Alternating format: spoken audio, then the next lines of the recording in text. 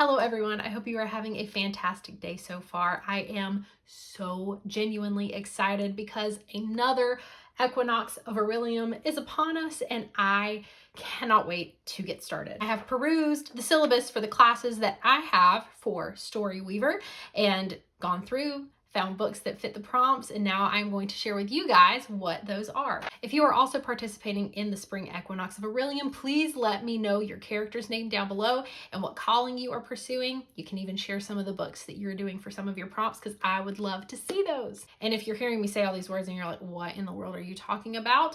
It is part of a magical readathon that is put on by Book Roast every year. There are 2 equinoxes, one in the spring and one in the autumn. And then throughout the year, there's also a magical readathon that's going on. It's the same one, or same template, I should say, as last year's, but it was created so that you could do it over multiple years. So I have personally been doing that, going through the prompts in a new kind of way just for month to month. But the equinoxes are when you have a little bit more of a challenge, a few more books to read. And so I'm so excited to share the books I'm going to be reading in the month of April for the spring equinox with you guys. So to get started for the spring equinox, there are 4 courses that the Story Weaver calling needs to complete.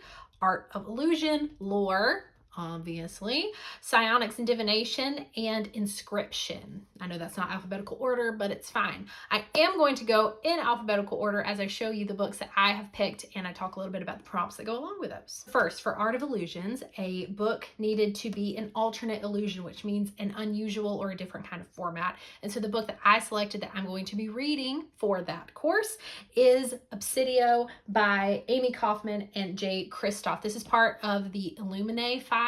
I have read the first 2 books in this series and absolutely loved them so much, and I cannot wait to read this month. It is the last kind of conclusion piece as of right now for the Illuminae files, and so I cannot wait to read this. It is set up as kind of like a found files document where there's a lot of interviews, there's some different email printouts, that kind of thing, but the storytelling that they have done in the past 2 books has been phenomenal, so I'm so excited to get to read this one this month. For the next course, which is Inscription, the prompt was Dating Intricacies. So you had to pick a book that had a day of the week in the title, and I selected The Thursday Murder Club by Richard Osman. Shout out to my mother because she let me borrow her copy so I can read it this month. I have heard a lot of really great things about this. I know that there was recently a movie on Netflix about this, which I have not seen, but I definitely will check out once I read this book. It's not too long of a book, which is kind of nice because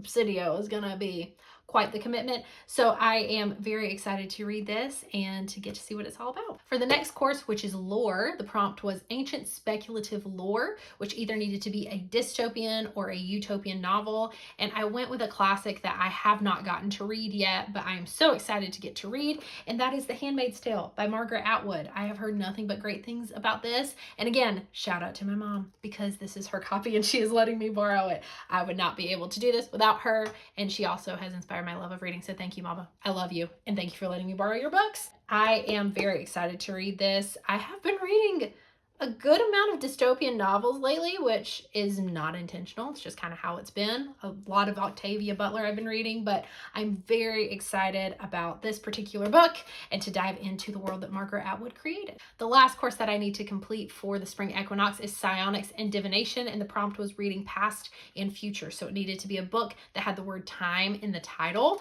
And the book that I decided to read is Children of Time by Adrian Tchaikovsky. Now, I do not own a copy of this book, and neither did my mom, so I could not borrow it from her, but I'm going to check out a copy from my local library and either read it or listen to the audiobook. I haven't decided which one yet. It depends on the time because that one, similar to Obsidio, is a bit of a time commitment, but I have heard really great things about it.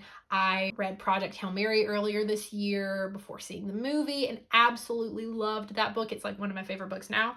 And I saw someone said if you like some of the elements of Project Hail Mary, then you would also like Children of Time. So I'm curious to see what the similarities are between those, and if there's not any, I'm totally fine with that, but that is definitely a venture that I'm excited about as well. And just as a little bonus thing, because I am going to be reading it this month as well as part of the Magical Readathon, just the year-long one, not the Equinox, is for the prompt that I have for the month of April, I will be reading Agnes Aubert's Mystical Cat Shelter by Heather Fawcett.